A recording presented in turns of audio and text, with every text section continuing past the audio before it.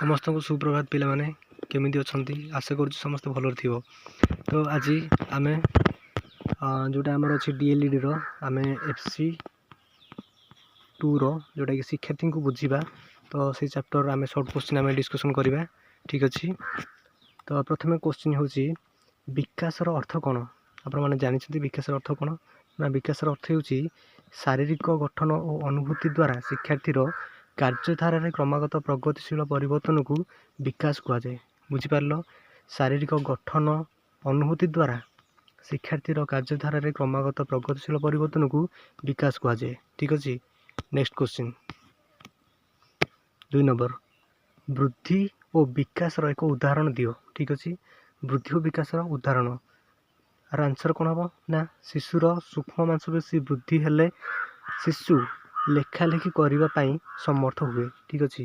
वृद्धि है कौन मांसपेशी है कौन वृद्धि विकास विकास है लेकिन जान ना से लिखापी समर्थ है तो तार विकास हो जान ठीक अच्छे। नेक्स्ट 3 नंबर जी 3 नंबर शिशुर जन्म पर ठारू विभिन्न पर्याय क्यों क्यों विकास घटी थाए। शिशु जन्म होता है जानी शिशु जन्म होगा पर तार क्यों क्यों पर्याय घटी थाए ता जाना ठीक अच्छे। शिशुर जन्म पर ठारू शारीरिक सामाजिक आवेगिक बौद्धिक नैतिक विकास घटी थाए ठीक अच्छे। शिशु जन्म पर क्यों क्यों पर्याय होता है बा क्यों क्यों विभिन्न पर्याय जो होती कौन कौन ना शारीरिक सामाजिक आवेगिक बौद्धिक और नैतिक विकास घटी थाए ठीक अच्छे। नेक्स्ट क्वेश्चन आवेगिक विकास कौन संक्षेप बुझाओ।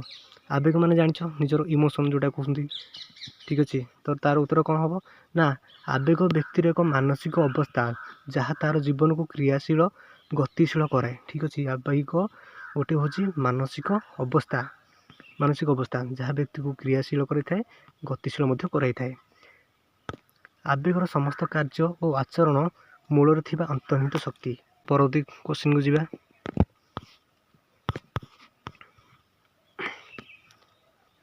शिशु ईर्षान्वित होई क्यों क्यों प्रत्यक्ष प्रतिक्रिया प्रदर्शन करे। जिते शिशु रागी जाए से कौन कौन करे तो यार उत्तर कौन हम ना शिशु ईर्षान्वित होई अन्य पिला को मारिबा कामुड़ा गोईठा मारिबा ठेलीदेवा जिनपतर छड़े आने भली प्रत्यक्ष प्रतिक्रिया प्रदर्शन करें ठीक अच्छे। से जो रागी जाए गोटे छोट छुआटे से जो रागी जाए कौन करे ना से बेले मारे कामुड़े गोईठा मारे ठेली दिए जिनपतर छड़े आने भली मैंने प्रत्यक्ष प्रतिक्रिया प्रदर्शन करे ठीक अच्छे। नेक्स्ट क्वेश्चन जीवा 6 नंबर विकासर वंशगुण कहले कौन बुझ तुम्हें ना यार उत्तर कौन हम ना पितामाता बा पूर्वपुरुषों ठारू शिशु जो शारीरिक तथा मानसिक गुणर अधिकारी होता है ताहा स्वाभाविक और जटिल प्रक्रिया दे गति करे एपरी प्रक्रिया को वंशगुण कहुए ठीक अच्छे। जितेबाला शिशु कौन होता है ना वंशगुण केमी आसता है ना शिशु तार पितामाता किंबा पूर्वपुरुषों ठारू जो शारीरिक तथा मानसिक गुणर अधिकारी होता है ताकू वंशगुण कहुए। ताहा स्वाभाविक जटिल प्रक्रिया दे गति करता है वंशगुणटा कौन होता है ना जटिल माने टिके जटिल प्रक्रिया दे गति करता है एपरी प्रक्रिया को वंशगुण कहुए ठीक अच्छे। बुझिपार। नेक्स्ट क्वेश्चन 7 नंबर शिशुर विकास जनित निरापत्ता बोध आवश्यकता कौन। यार उत्तर कौन हम ना शैशव अवस्था मृत्यु पर्यंत व्यक्ति तार कार्यकलाप और जीवन यापन समय निरापत्ता बोध कामना करें। यार अभाव व्यक्ति विपदर आशंका करे तार मानसिक और आवेगिक विकास हो पारे ना यह निरापत्ता बोध आवश्यकता कहुए। बुझिपार। नेक्स्ट क्वेश्चन 8 नंबर सामाजिकरण कौन शिशु परिवार सदस्य और समाजर अन्य सदस्यों मिलमिशि समाजर नीति नियम मोदित उपयुक्त आचरण और सामाजिक मनोवृत्ति प्रकाश करने को सामाजिकरण कहुए। बुझिपार। नेक्स्ट क्वेश्चन शैशव अवस्था बौद्धिक विकास विशेष लक्षण गुड़िक कौन।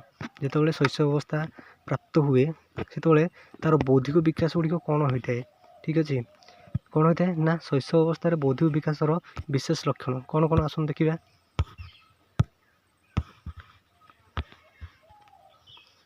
नंबर 1 आसला आत्मकैंद्रिक चिंताधारा माने आत्मकैंद्रिक चिंताधारा नंबर 1 आसला बौद्धिक विकास ठीक अच्छे। समस्त गतिशील वस्तुर जीवन अच्छी बोली से भी धारणा रखिला ବିପରୀତ ଚିନ୍ତନ କରିବାର ଅସମର୍ଥ ହେଲା, ମାନେ ବିପରୀତ ଚିନ୍ତନ କରିପାରିଲାନି, ସେଇଟା କାହିଁକି ହେଲାନି, ଏଇଭଳି ବିପରୀତ ଚିନ୍ତନ କରିପାରିଲାନି। ବସ୍ତୁର ନିତ୍ୟତା ବିଷୟରେ ଧାରଣା ନାହିଁ, ଠିକ୍ ଅଛି, ତା'ର ବସ୍ତୁର ଯେଉଁ ନିତ୍ୟତା ଅଛି ତା ବିଷୟରେ ପିଲାଟି ଧାରଣା ନଥାଏ, କାହିଁକିନା ଶୈଶବ ଅବସ୍ଥାରେ ହେଇଥାଏ ନା, ଜନ୍ମରୁ 3 ବର୍ଷ ପର୍ଯ୍ୟନ୍ତ ଶୈଶବ ଅବସ୍ଥା କୁହାଯାଏ ତାକୁ, ଠିକ୍ ଅଛି। ତ ତା'ର ଯେହେତୁ ଛୋଟ ଛୁଆ 3 ବର୍ଷର ଭିତରେ ସେ ବସ୍ତୁର ନିତ୍ୟତା ବିଷୟରେ ସେ କେମିତି ଜାଣିବ, ବିପରୀତ ମାନେ ଚିନ୍ତନ କେମିତି କରିବ, ଠିକ୍ ଅଛି। ବର୍ଗୀକରଣ କରିପାରେ ନାହିଁ। ବର୍ଗୀକରଣ ମାନେ କ'ଣ, ଯେଉଁଟାକି ଡିଭାଇଡ଼ କୁହାଯାଉଛି। ଡିଭାଇଡ଼ ମାନେ ଏଇଟା ଫଳ କି ଏଇଟା ପନିପରିବା, ଏ ବିଷୟରେ ସେ ଟୋଟାଲ୍ ଧାରଣା ପାଇଲାନି, ଠିକ୍ ଅଛି। ନେକ୍ସଟ ଯିବା 10 ନମ୍ବର, ବିକାଶ ଏକ ଧାରାବାହିକ ପ୍ରକ୍ରିୟା ବୁଝାଅ, ଠିକ୍ ଅଛି। ବିକାଶ କାହିଁକି ଧାରାବାହିକ ପ୍ରକ୍ରିୟା, ଆର ଉତ୍ତର ହେଉଛି ବିକାଶ ଫଳରେ ଶିଶୁର ଶାରୀରିକ ଓ କାର୍ଯ୍ୟକଳାପରେ ଯେଉଁ ପରିବର୍ତ୍ତନ ଘଟିଥାଏ ସେସବୁ ପରିବର୍ତ୍ତନ ହଠାତ୍ ଘଟିନଥାଏ। ମଣିଷର ବିକାଶ ତା'ର ଜୀବନ ଧାରାବାହିକ ଓ କ୍ରମାନୁସାରେ ଘଟିଥାଏ, ଠିକ୍ ଅଛି। ବିକାଶ ଧାରାବାହିକ ପ୍ରକ୍ରିୟା କାହିଁକି କୁହାଗଲା ନା, ବିକାଶ କ'ଣ ହୋଇଥାଏ ନା, ବିକାଶ ଫଳରେ ଶିଶୁର ଶାରୀରିକ କାର୍ଯ୍ୟକଳାପରେ ଯେଉଁ ପରିବର୍ତ୍ତନ ଘଟିଥାଏ ସେସବୁ ପରିବର୍ତ୍ତନ ହଠାତ୍ ଘଟି ନଥାଏ କୁହାଯାଇଛି। ହଠାତ୍ ଘଟିବ କି, ବିକାଶ ହେଲେ କ'ଣ ଧୀରେ ଧୀରେ ବିକାଶ ହେବ, ଠିକ୍ ଅଛି।